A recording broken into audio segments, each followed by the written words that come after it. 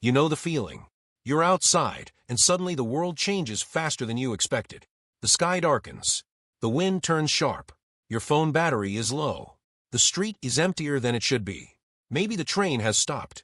Maybe the store has already locked its doors. Maybe rain becomes something harder than rain. And without thinking, your whole mind narrows to one simple goal. Get inside. It happens so fast that it feels obvious. Of course you want shelter. Of course you want a roof, a wall, a door. But that reaction hides a deeper question. Why does not getting indoors feel like more than inconvenience? Why can it tip so quickly into dread, urgency, even panic?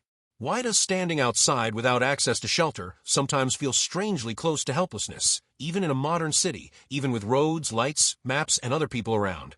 The obvious answer is weather. Cold, heat, wind, lightning, exposure. And yes, that's part of it. Human bodies are vulnerable.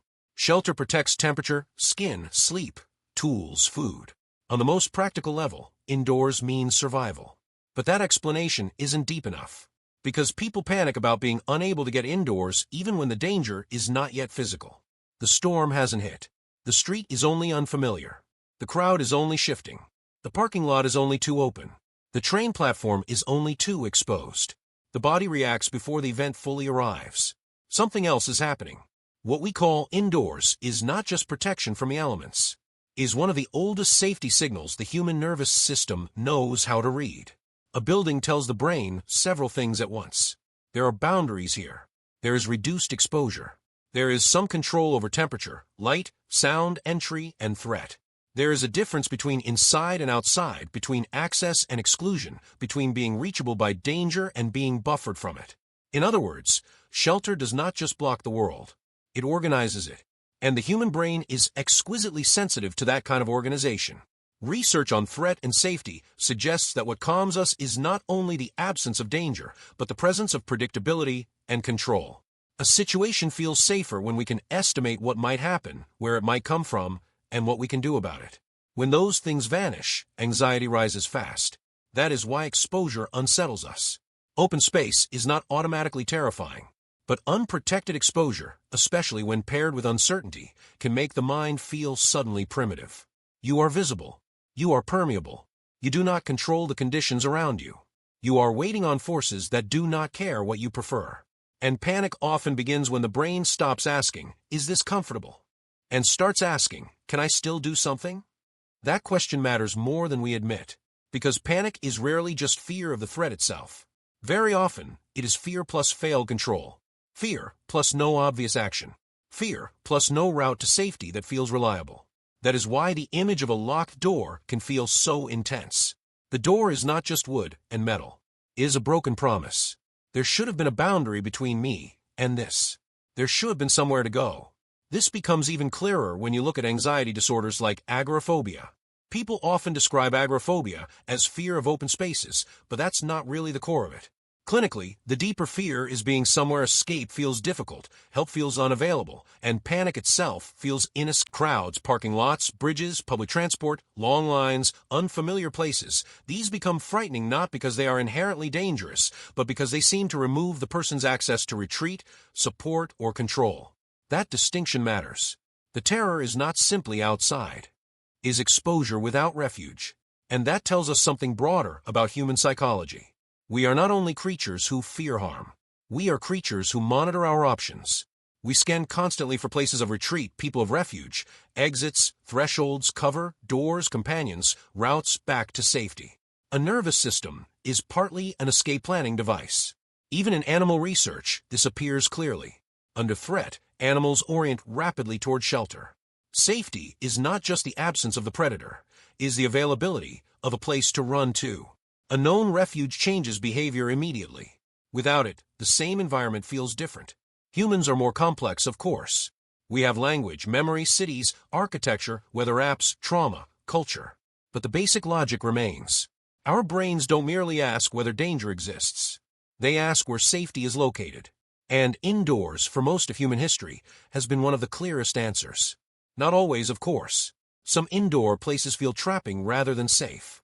An elevator can panic you. A sealed airplane cabin can feel unbearable. A house can hold conflict, loneliness, violence, or grief. A room can become a pressure chamber for the mind. So the issue is not that indoors is magically calming in every form. It's that shelter works psychologically when it creates a usable sense of refuge. That means boundary, protection, and some degree of control. A place becomes safe when your body believes it can stop bracing. That's why people don't just want shelter in danger. They want their shelter to be functional. They want a lock that works, a roof that holds, a place signal that someone is home, a bedroom door, a hospital waiting room, a car when the highway feels hostile. Even a hoodie, in a small way, can mimic the logic of shelter. Less exposure, more boundary, more self-containment. Sometimes what we call comfort is just miniaturized refuge. And modern life may be making us more sensitive to this than we realize. We live in a world of constant partial exposure. Notifications enter at all hours. Work follows us home. Social judgment is ambient. Comparison is continuous. The line between private and public has thinned. Many people spend their days in a state that is physically sheltered but psychologically exposed. Always reachable, always legible, always slightly on display. Which may be why the desire to get indoors carries more emotional weight than it seems to deserve. Is not only about weather, is about the ancient relief of entering a space where the rules shrink, where the number of variables drops, where vigilance can loosen by a few degrees.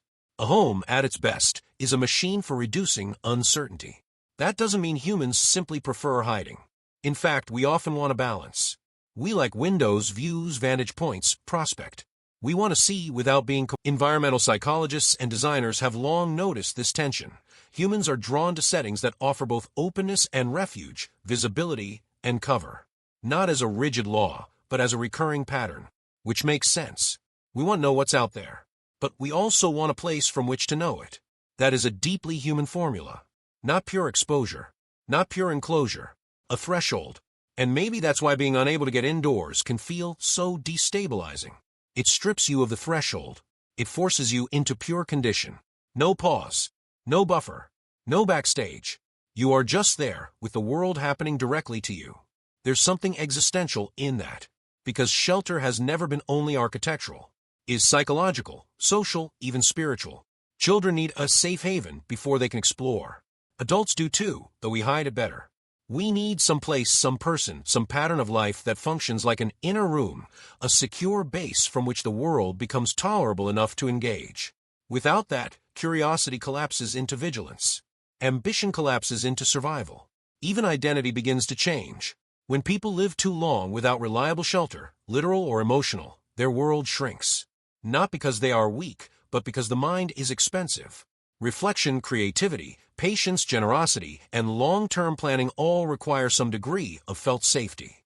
If your system is still asking where the door is, it cannot fully ask who you want to become.